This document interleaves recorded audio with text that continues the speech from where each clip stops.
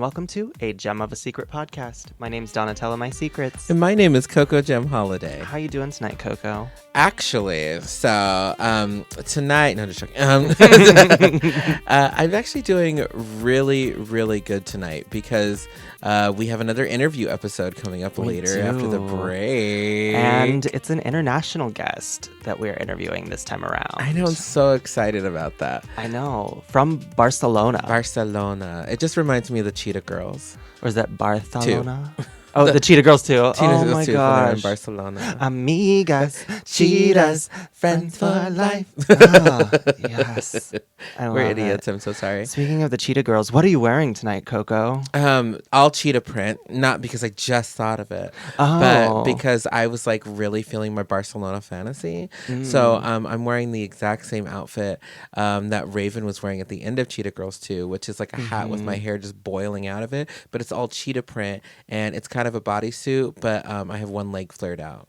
Nice. I am wearing what Shania Twain wore in the desert when she was wearing that full-on cheetah outfit from the 90s music video that she was in. I think it was that You Don't Impress Me Much. You don't impress me much. With the matching cheetah luggage. Oh, well, yeah. I mean, you got to, right? That's what we're sitting on right now while we're recording this. Yeah. Gosh, we both look so good. I know, we're always so done up for these episodes. I know. It's ridiculous. Because we have to.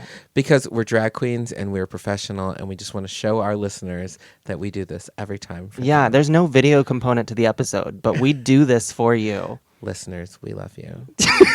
We work so hard. Look at all the good we do. Oh my gosh, it's so great. And so the other thing that I wanted to talk about with our special guest that we have coming up later this evening is that we actually had to record this episode at a specific time to actually get the timing right because obviously they're in Barcelona. Yeah, we actually, so it's, damn near midnight. But you know what? That's the cool thing about this interview is that we have the opportunity with this podcast. Ever since we started our Instagram, we've been getting a lot of really cool reach from people, and this is neat. It's all from Instagram that we met this band. The band is called Las Marikarmen, and we will be interviewing from Las Marikarmen, Contàmina. And we're just going to kind of get into what the world of queer anarchist music is about in Barcelona. Yeah, I'm super about that. Yeah. Because as we know, we live in Portland, Oregon, as we say 1,000 times. Yes. And we very much know many people who are anarchists and trying to change the world by burning it down and rebuilding. Yeah. And there is a lot to be said about that. Some of these systems are broken and they're broken beyond repair. That's what I mean to say. They're broken beyond repair and it's time to rebuild. I think, this summer alone, like if you didn't see that, if you didn't see that these systems are broken just from this summer, then, and some people have been saying it all along because they've been anarchists for such a long time. But really, if you weren't able to see that, we're in need of not just, honestly, we've been saying healing on this podcast, but we are in need of some complete revamping as well. Oh, absolutely. And the other thing that I want to say about that is when we look at the global pandemic too, we know that even with a Biden presidency in the first 100 days, like we are still going to be in this for a long time. Mm-hmm. And I do blame the last administration for their poor handling of this global pandemic that has put us in this zone to where we just don't even know what we're going to do. Like that system does feel broken beyond repair. And I know it completely scraps itself every 4 years. Yeah. But there was so much damage done in just 4 years alone. So. Yeah. Even how we elect, that's something that we need to take a serious look at changing too. Burn it to the ground. Yeah, let's burn it all. Yeah. But before we get too into that, I always need to ask this one question because as you remember, I forget Donna's feelings constantly. So, Donna, how are you doing this evening? Coco, I just have a lot of feelings, and I'll let you know after this brief musical break. Here is a song from Las Marikarmen. We are interrupting this program to bring you a special message from the Women's Army. Queer army. Heterosexuality is the opiate of the masses.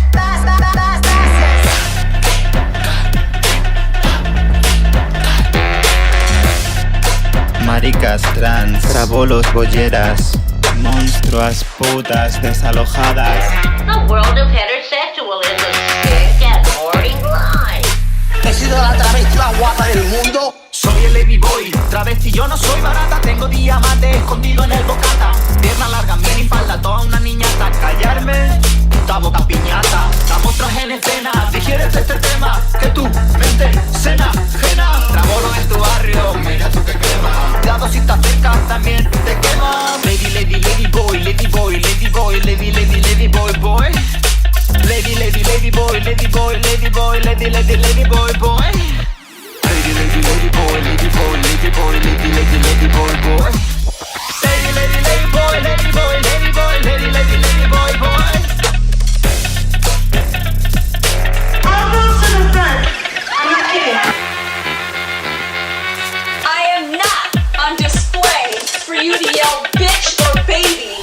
Binary disease. You got a fucking right to be hostile.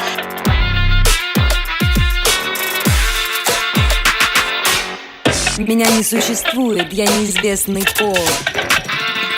Te quedas pasmaoa con mi caminar. Mis uñas, mi barba, mis tacones de matar. Tu armario de deseo da asquito, chaval. No soy solo porno, déjame dominar. La muestras en escena, digieres este tema. Que tu mente cena, cena. Trabolo en tu barrio, mira tú que quema. Cuidado si te acercas que también te quema. Lady, lady, lady boy, lady boy, lady boy, lady, lady, lady boy, boy. Lady, lady, lady boy, lady boy, lady boy, lady, lady, lady boy, boy. Lady, lady, lady boy, lady boy, lady boy, lady, lady, lady boy, boy. Lady, lady, lady boy, lady boy, lady boy, lady, lady, lady boy, boy. Lady, lady boy, lady boy, lady boy, lady, lady, lady, lady, lady, lady, lady boy. Lady, lady, lady boy, lady boy.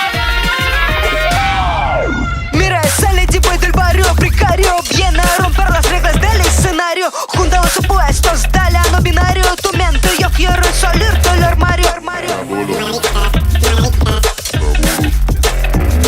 Fucking right to be hostile.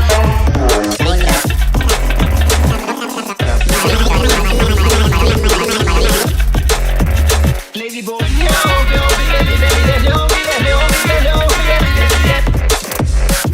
this is the new feminism. If you don't like it, suck my dick. It's a podcast with Coco and Donatella podcast. Tune into what they tell you podcast with Coco and Donatella podcast. And today, Coco, I'm feeling great because we have a really awesome guest from the band Las Marikarmen. We have Contàmina. Good morning. Good or morning. evening, How your are time. you? I love. Ooh. Good. I got up really early because I'm so dedicated to drag. Yes. Well, we really do I'm- appreciate it. That's so funny. Oh, can we ask you what pronoun? What are your performer pronouns?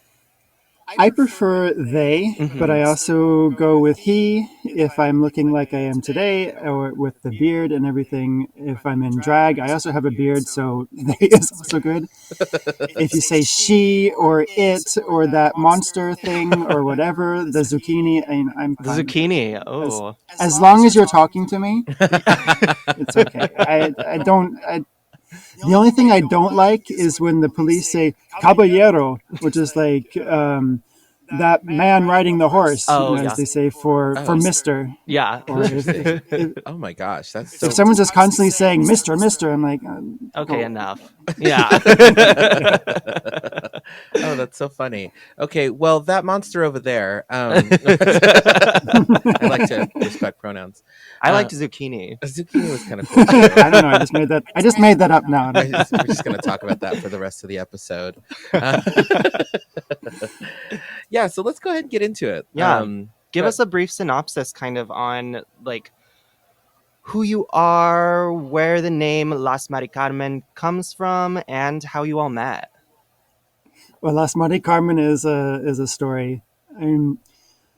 We're very active in the squatting scene in Barcelona, opening old houses that haven't been used for many, many years. And in Europe, especially everywhere, there's lots of houses that are completely broken. So we entered into this old house, and there were pictures of grannies all over the walls, and we just fell in love with the folkloricness of this house. And we ended up taking the name Las Marikarmen from this woman who tried to kick us out of the house. She also wanted to squat it, and her name was Marikarmen. And we thought, this woman who's like breaking down the door and shouting at us and shouting at the police and everything, we're like, she's a punk. She doesn't know it, but she's definitely a punk.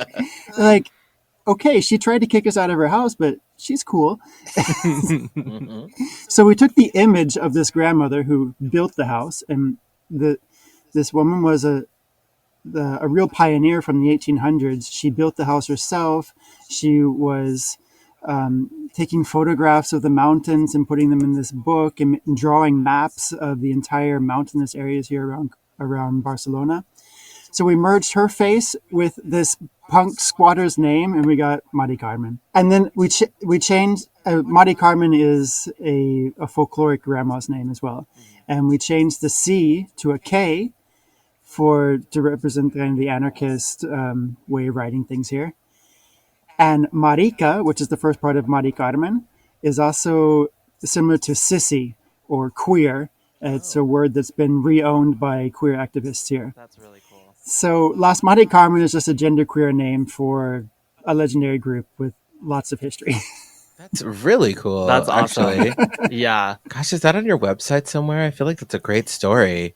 Yes, I'm reading it right now, too. Oh, nice. Simplifying it, because we put a lot of text on the website. Yeah. Oh, yeah. absolutely. Absolutely. For sure. That's awesome. How would you describe your sound? Now we're really digital, electronic beats, trap, hip-hop, rap, but with saxophones and flutes, and sometimes a clarinet or a trumpet. So we started out as an acoustic band, and we had this big drum from Bulgaria, and I played the saxophone, and someone was singing, and it was very drum and bass acoustic, and I wanted to keep it that way. And then we kept adding instruments, we kept adding synthesizers, electric bass, more saxophones. I think we were 6 people playing 4 saxophones and all these other instruments.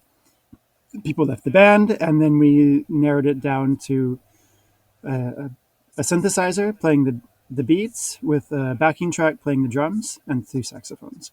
And that's where we are now. That's awesome. Since about a year. Yeah. I noticed from the documentary on your guys' channel that you said something about using kind of unconventional materials for your sound too, and I thought that was really neat.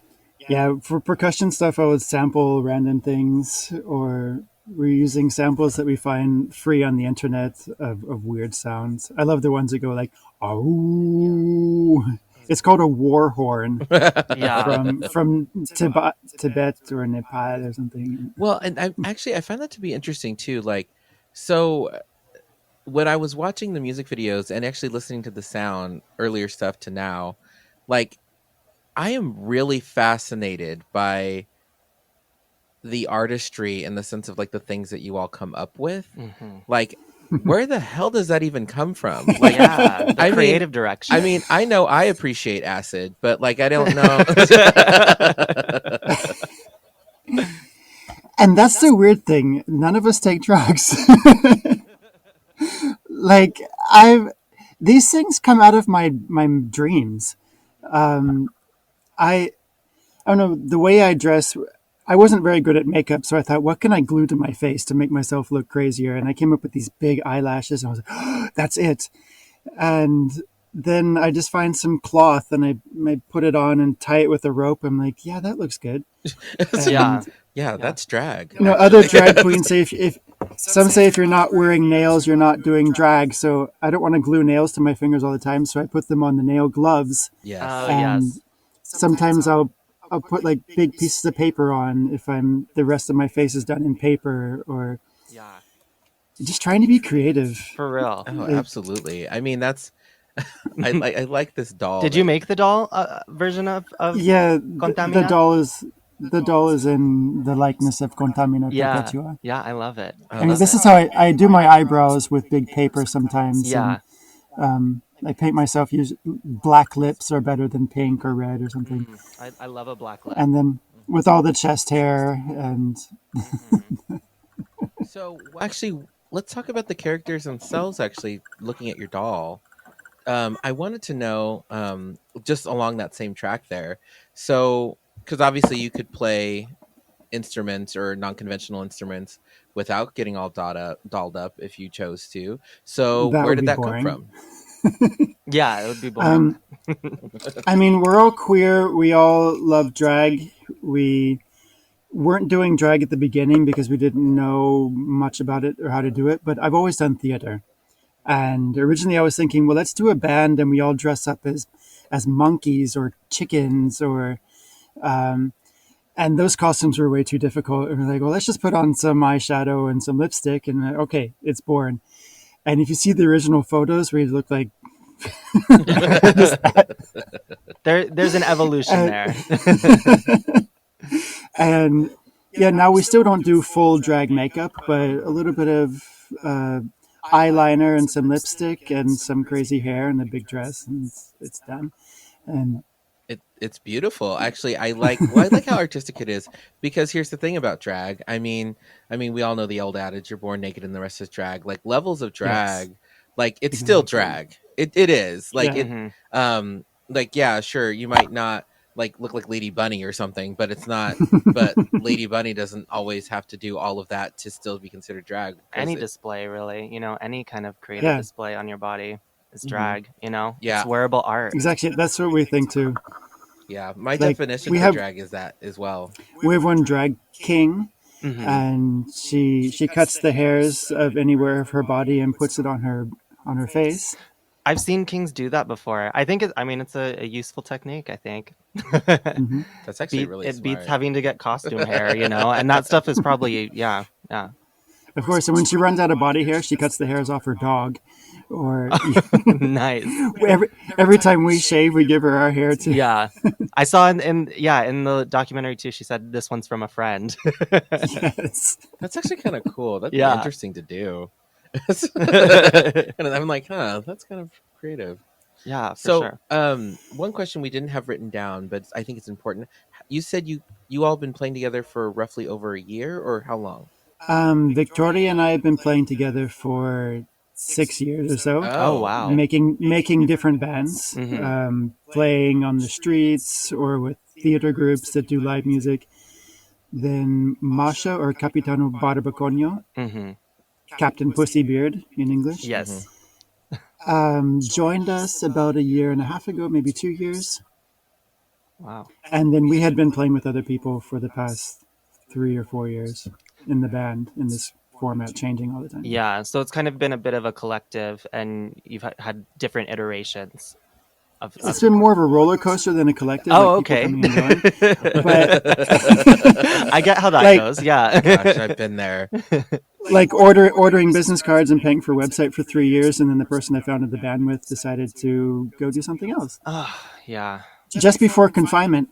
But I hold no grudges, and this was very good for us actually, because with the person who was the most musical, I guess, like the most exact in how we played the music, once he left, and he was the only cis man who was in the group, once he left, everyone felt free to sing and to sing badly and to try something different, and it was very empowering and freeing for us, actually. Yeah. And being just three, it was a lot easier to meet rehearsals and to find consensus for music. And since the confinement hit right at that moment, we had all the time in the world to create, and that's where we came up with the album, Compost Your Gender. Yeah, that sounds like you did better without that oppressive cis energy. Oppressive cis energy. Gosh, I feel like the world should be called. And we did 11 songs. I wrote, or I created like 3 songs in the computer in Ableton. We learned how to use Ableton and how to do video conferences like this. For us, the confinement and changing of the band was perfect. Yeah. Yeah, absolutely. I feel like, honestly, for a lot of artists, the confinement has been beneficial because you get a lot of time to look inward and just really figure out what it is that you want to put out there on these platforms. Yes, Yeah. yes, it was for us.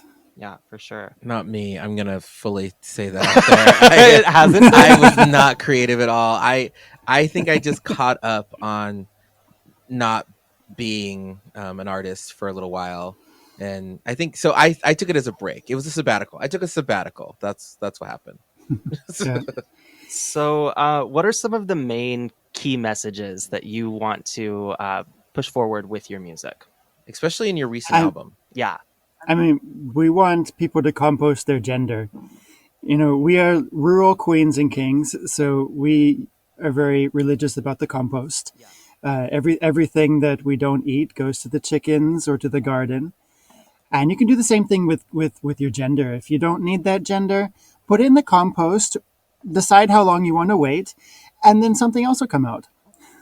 So, in fact, we're working on an app where you can do that. You can put in whatever gender you think you have now, say how many years or minutes you want to wait, and then emojis will pop out. And then if you don't understand what your gender is, then you can ask us, and we'll help you interpret your gender. I think that's so cool because gender really is something to me that is like a journey, and it's a process, and it is something that does evolve and change over time, and it's a very personal journey for people too. So I think that's such a cool concept. Honestly, I was wondering where the name "Compost Your Gender" came from. And actually, that description fits better than what I originally thought too, because I was thinking about it in the sense of like composting and giving. I think it like about giving back and renewing a little bit, which is to a degree that still applies. It just was, but I never even thought about it that way in the sense of like come back later and you'll have something new. Because that's true for me in sexual orientation. My sexual orientation is a mess. So some days I'm just like, we'll get back to that in a couple of months. So, I do. So I was like, when you said that, I was like, oh, that resonates. That resonates. Mm-hmm. I love that. Oh, so let's. I mean, you don't have to decide anything now. You just start composting, and then something else creates itself. And if you're done with that, you can throw it back in and come up with something different. Yeah. So earlier in the episode, you had mentioned that. So how many individuals do you currently live with? You said 5? There are 7 in the house. Okay. Well, six living in the house, and me living in a yurt. Victoria and I created 6 years ago. I've been living in yurts for maybe 15 years. Between yurts and living on a bicycle, traveling around Asia, or living in a container or a bus. I hate living in houses. Yeah. And I've always lived in groups. I think I've only once lived alone at university, and I didn't like it. And after that, I've lived and worked in the theater groups or the bands that I've been with. Oh, Wow, that's so cool. I bet like creating music in your living environment must be really interesting then, because I'm assuming not all 7 people play instruments or love music in that specific kind of way. So how have you navigated that? Well, I like living in the yurt because it's apart from the house. I can make music here whenever I want to. But of course, I love living in groups because it's this constant communication with the other people. Like I'm learning things from them. There's a lot of artists living here, even though we're not in the same performance group. They make books. Like cut. They cut the paper and sew it together. They make the books, and they sing or play the saxophone. They paint. They make things out of wood, like toys for kids. It's different things. So yeah, of course we have to navigate who's doing what when. We can't walk on stilts and play loud music in the front yard if someone is trying to do meditation. It's a give and take. Absolutely. We find times that everybody can do what they want to do. That's really cool. Yeah. How would you describe all of y'all's creative process when you're coming up with the album? Yeah, like in the moment too. Like you're like, you know, how you said like everybody being part of the musical process, and being able to hear those ideas. Like, so really bring us into that. Yeah, we definitely try to use the abilities of everybody, but also have a good sound at the end. Like when I try to make or when I sit down to make a song, I usually start with samples that I like and just hack them up, put them together, get a beat going and think, oh, that sounds good. Or use the iPad or use the telephone, some app that has some samples. Or get a keyboard or some drum app and just start doing doom jack, or doom da doom da doom. Then start adding things, symbols, things that go ooh, or like play with anything that makes a sound like what is this, Yeah, glasses. some sunglasses. Yeah. Or the mouse clicking might be a so get a good rhythm going. I love to add the bass line then with the saxophone. I might listen to a sample that's a genre that I like trap, and then try to play it on the saxophone, put that in.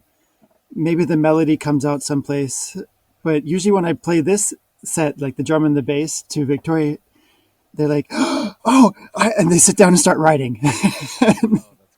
And then words just come out and we record a voice over it. And then I would do harmonies for the saxophones, maybe add a bit of flute, then show it to Capitano and she would add another rap on top of it.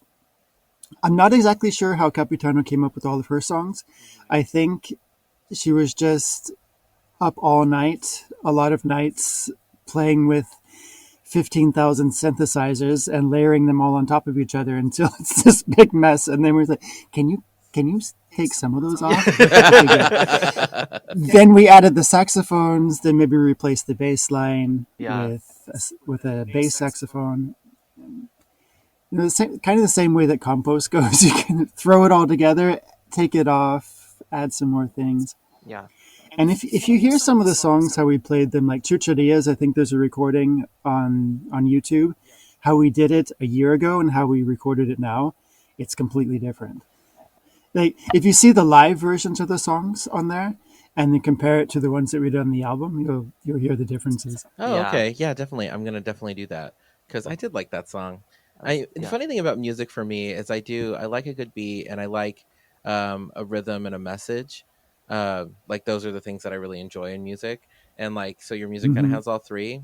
And especially that song too. I like and there's a really good variety of language. I really like during, is it Russian that Capitano was speaking during? Yes, she's from...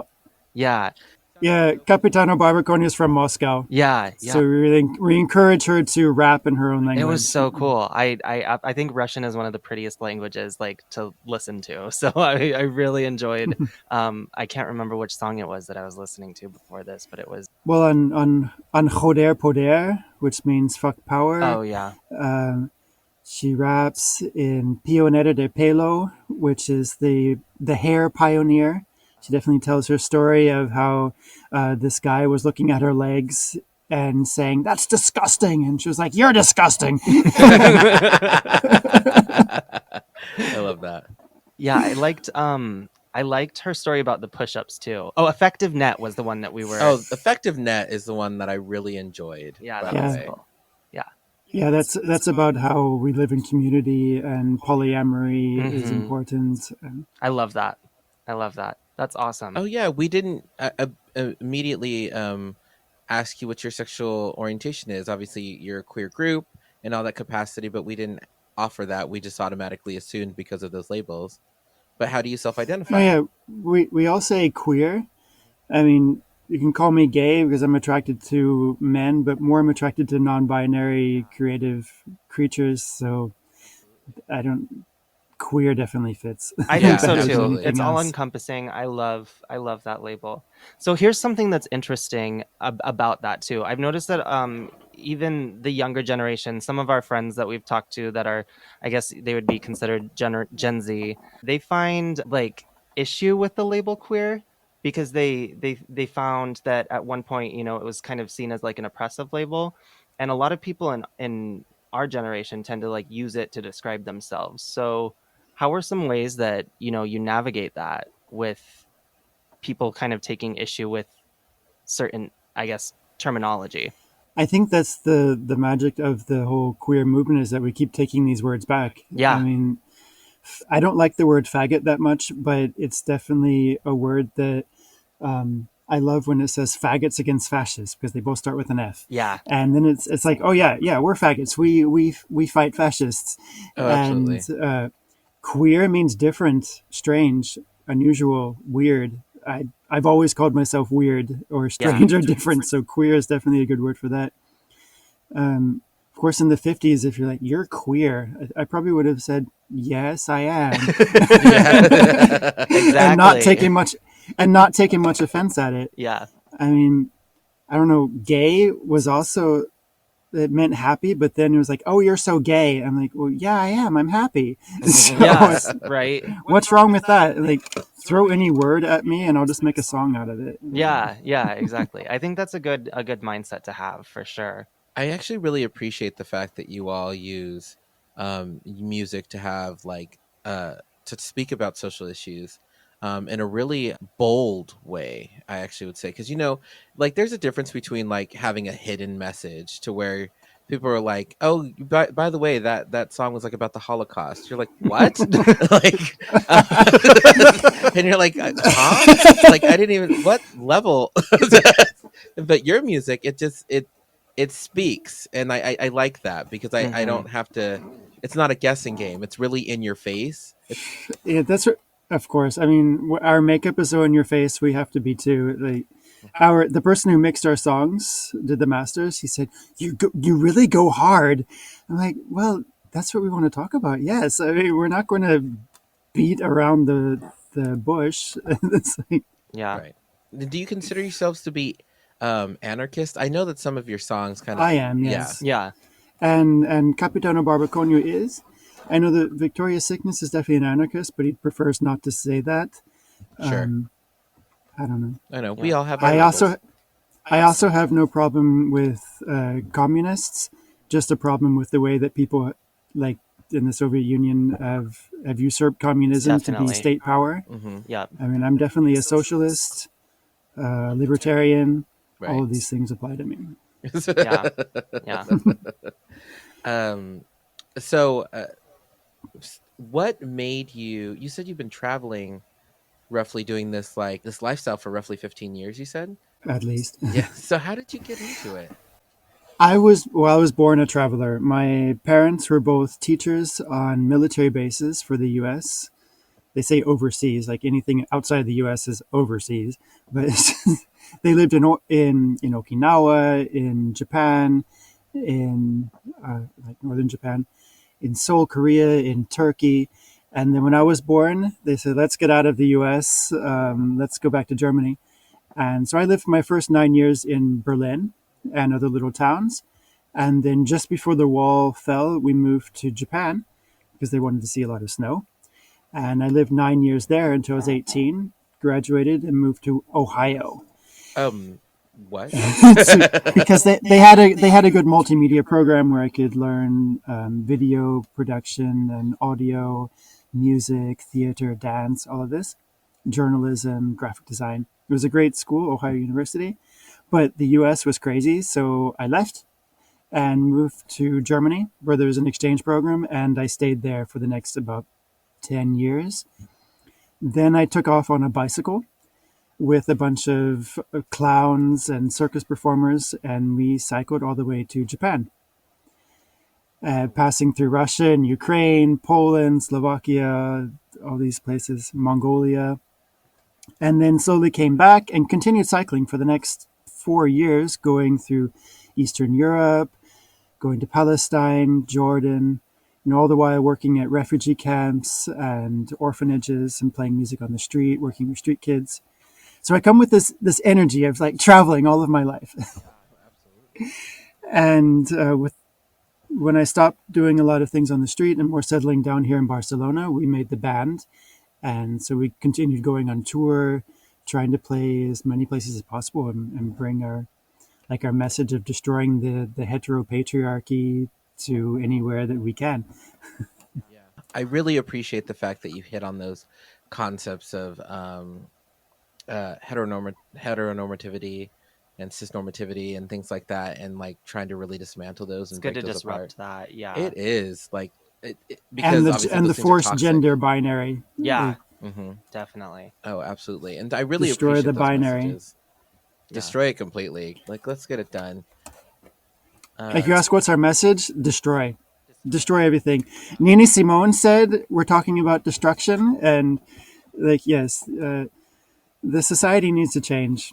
So let's destroy that and start over. Oh, definitely. Oh, absolutely. There's just too many old systems that keep us down. You know, we need to It's true. reimagine Systems. Exactly. Systems. Oh gosh, that's a great name for a drag show that's breaking the binary. Called Systems. The systems. Oh, that's stolen. Thank you. Yeah. Coco's a new event manager, so she's gonna steal that. Oh, absolutely. Great. That's gonna be good. Maybe I can perform next time I go. We would absolutely love that. That would be so cool to see you. Yeah, too. whenever you come visit family. I love Portland. It's such a great drag scene, and I get most of my costumes or my clothing from the places on Hawthorne. I love going to Powell's. My parents couldn't have picked a better place to go live 15,000 kilometers away. Yeah. But after the 24-hour flight, I enjoy being there. Yeah, absolutely. And the thing that I do love about Portland, which I even saw on your Instagram, is Portland obviously had those BLM protests for roughly about 3.5/4 months, and living in a place that wanted to have that conversation and didn't stop after it even got national attention and then worldwide attention, and kept pushing the narrative and pushing forward. Like, it's really cool to be in a place that really didn't stop pushing that message no matter what. Yeah. Even after And the feds came in. I think even the mayor made it a safe zone from whatever Trump was trying to push through. I was like, it's good. Yeah, it was great. So Portland is kind of solid when it comes to that stuff. It really is. It really is. Portland specifically, and get 20 miles out of. There's a lot of fun punks here for sure. Yeah. And anarchists and abolitionists. And like David Rovix lives in your city. Yeah. Everybody lives here. It's a great place. Everybody lives here. So let's talk a little bit more about your album. So what's your favorite song from the album? I would have to say the main song, Compost Your Gender, because I created it. Track. The title track is my favorite. No, not really. Like, I like that one because it's so experimental. And we put in a lot of samples. That's one main thing that Victoria pushed to do, was put samples of revolutionaries to give them voice again, because I think especially every new generation needs to hear these people. Like Assata Shakur is still #1 most wanted criminal or something in the United States, and is in refuge in Cuba. And even when Cuba was opening up, having more relations with the U.S., that was one of the things that the U.S. said: we want you to release Assata Shakur. I'm like, she was a Black Panther, but she was framed. I mean, and that's just what the U.S. government does: is try to take one person, like they could take any of us and go after us for letting the entire queer community just to shut us up, you know. So we put all of this in our song, and giving her voice, and giving, like, we have samples from John Waters movies with Divine, or the heterosexual life is a that comes from another movie where there's it's like a punk revolution. We have Tribe 8 talking, or Kathleen Hanna from Bikini Kill. Like, these are our references. These are the people who inspire us, and we want their voices to speak for us or through us. And we break it up and put auto-tune on it. And so Compost Your Gender was the first song that we did that. And we thought, let's do that some more. So in every song, we were just going through the archives and getting great people. I love the samples. I think I do too. I think it's great that you make your message come alive through those. But Lady Boy, I think, is the most fun song. It's hard to play. There's a lot of things that are not really on the beat. and it has a power. That was where we really got into the trap genre, I think. Yeah, it's a bop. That was one of my favorites, actually. Yeah. I was going to bring that up. I was like, I like Ladyboy a lot. Yeah. And that was the last song we did. It was actually an afterthought. We were creating music to enter into a contest for semantics, and I was just making a beat, and Victoria started writing this lyrics over it, and it became our hit, and we put it in the album. We recreated something else for the contest, not to give it away. Yeah. Nice. I really, really, really appreciate that one. I'll put, by the way, listeners, I'll be obviously putting links to these songs that we're talking about on our website at gemofasecretpodcast.com. Yes, and to your website. What are some things that you would like to plug on the podcast specifically for just to get some traffic to what you've done? Our website is fabulous. It has a great all the history, the legend of Lady Marikarmen, the stories about us, and there's a shop with all of our fabulous merchandising. It's a fantasy. I mean, we have the kit Barbacoño. You can make your own beard if you're a pretty person who looks kind of attackable. You can use the privileges of being a cis man by making your own beard and going out as a man in public. Don't let any of those cisgendered men annoy you anymore. And we have the Tears of Cis Men. It's great for any evening look. And we interviewed a lot. Awesome. We interviewed a lot of cis men at a festival in Germany and found out why they cry. You know, because they watched a Disney movie, or their partner left them 20 years ago, and that was the only time they ever cried. So all of these reasons are written on the bottles of cis tears. But don't put them in your eye. It's a organic olive oil with essential tea tree oil. You can use it for massages. It's very nice. We have nail gloves. You can get the album in 3 different formats. We just made cassettes. And for you listening on the radio, don't you love the sound of this? I do. Oh, yeah. Yes. Oh. You remember that? You remember that? Yes, I do. You're bringing me back to the 90s real hard with that.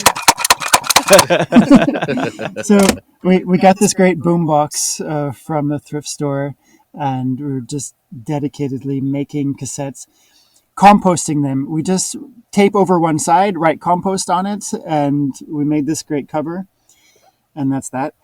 Then we have the CD, of course, that we designed, and we also have the entire album on a USB unicorn, which is so cute that it's a little unicorn in 4 different colors. That's cool. That's awesome. That's really and we made our own T-shirts, doing silk screening here in the house, and so you can get Ladyboy between your breastises, or you can have the face of Lady Marikarmen with Compost Your Gender, and you can even request special things. We can make them for you, and we can ship all over the world. So.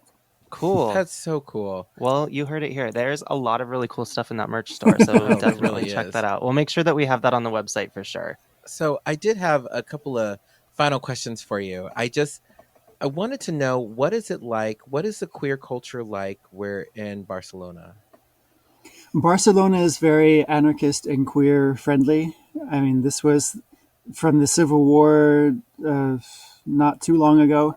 This was the bastion, is that a word, of the anarchist community fighting against the fascists and the communists at that time. And there's a lot of that still left over. In every little barrio, every community, or like pueblo, village, whatever, there's anarchist meetings or community groups like organizing the areas. It's dropped off in the past years, but it's still very active. And so, of course, trans-feminist community finds a very safe haven here. And there's a lot of drag shows. There's a lot of different things going on. Like events. Great. That's really great. And talks, films that are shown publicly. I don't go down to Barcelona that much unless I'm performing, but it's very active there. Yeah. That's so cool. Seriously, that's so great. The other thing I was going to ask about that scene with you, obviously, because assuming sometimes you guys still play in public spaces or on the street or things like that. Have you ever gotten hate crimed from playing your music? No, not yet. Not yet. Not ever. I mean, obviously, I expect it. I mean, like, I'm changing the way I express myself a lot. I've always been kind of normative, but with nails maybe, or big glasses. I mean, I think I'm normal, but then looking at this, but I've never wanted to be completely flamboyant in public because I do see other people getting harassed. Or Victoria and a girlfriend, a trans friend, they were just walking across the street on some Monday afternoon, and this guy waiting to drive starts honking the horn and like, "You faggot, Marika, get out of the street!" I'm like, "This in my barrio? What's happening?" So there is stuff on the streets that we need to watch out for. The schools are also not nice to queer kids. I mean, there's a lot of Catholicism. There's a lot of right wing. It's like the U.S. There's 50% of the people here support. We have a king, you know that? They support the king and all of the descendants of the fascists who are still in politics. So with every like bright side of being a anarchist queer space, there's all the backlash. And since I'm not in the city, I don't deal with that on a daily basis. Makes sense. I mean, that was the interesting thing too, I think, about coming to Portland, where it's like we went from being in Western Colorado, which was very red, to coming here and it being this very nice, like, queer mecca, but being surrounded by places like Vancouver, where, the Proud Boys were kind of born, and there's these like different alt-right militias too that kind of surround us in Oregon as well. Absolutely. Or I mean, there's these little castles of independence everywhere. Like where I went to Ohio University, Athens was a queer mecca. We had so many different queer groups. I was in Swarm of Dykes, Open Doors, where you could go Wednesdays and just talk about different questions of sexuality. And then there were the preachers that came and shouted at us at the college greens. But going outside of Athens was another world. We were doing Safe Communities and Schools project, doing this theater thing where kids could ask us about anything they wanted to know. And we had a hard time getting that into schools or even giving queer books to schools because the principals would say, "We don't have any queer people here." And I'm like, "Oh yeah, you do, but can we talk with them, please?" So you get these communities, and then outside of the valley is the rest of the world. So, do you have any final message for our listeners that you want to give out? Dance every day. I think that's the most important thing you can do. I wake up and put on "Dance with Me All Night," dance, or like just keep moving for your own health. That's good, but keep reinventing yourselves. Listen to music and express yourself through music. Sing yourself. Like there's people might say you sing badly, and they might be right, but in your own mind, you're good. And just sing as loud as you can, everywhere you can, and until you feel happy about it, and go on with what you want to do. Yeah, absolutely. That's so cool. Well, Contàmina, it was really great talking with you and getting this opportunity. And if you are in Portland and would like to perform, we would love to see you and hang out. Yeah, we'll find a spot for you. That would be fabulous. Just give us 24 hours notice so your plane ride. All right, everybody, that brings us to the end of our episode. Thank you all so much for listening. This has been a really wonderful experience here. We'll have all of their information on our website and point to theirs because it has the history. Yes. And for your Spanish listeners, muchas gracias, composta tu género. And for your Arabic listeners, shukran katir. Keep going. No, for your point, obrigado. Spasiba balshoi. Yes. Vielen Dank. Arigato gozaimashita. That's awesome. It is. All right, everybody. Thank you. All right. Thank you for listening. Thank you very much. Bye. See you someday. Bye. Arrivederci. This has been another episode of A Gem of a Secret podcast. The hosts of A Gem of a Secret podcast are Donatella My Secrets and Coco Gem Holiday. You may follow Donatella My Secrets at Donatella_My Secrets on Instagram. You may follow Coco Gem Holiday at Coco Gem Holiday on Instagram. Original music by Touche Douche and Party Favors. You can follow them respectively at The Touche Douche and at Party Favors Music on Instagram. For more exclusive content, visit www.agemofasecretpodcast.com. That is AJEM of a secret podcast.com. Be sure to tune in every week on Thursday for a new episode wherever you listen to podcasts. If you have any comments or questions, email us at agemofasecretpod@gmail.com. Please don't forget to like, rate, and subscribe. Until next time, goodbye.